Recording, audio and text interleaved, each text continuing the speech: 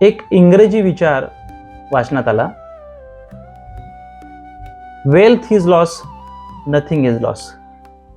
Health is loss, something is loss.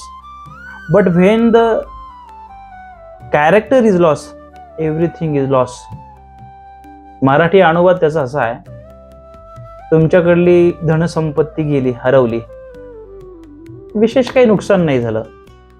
तुमचं आरोग्य बिघडलं, मात्र थोडंफार नुकसान झालं.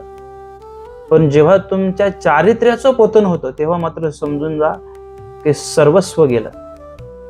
सगळ्यात मोठं नुकसान चारित्र्य पतन आहे.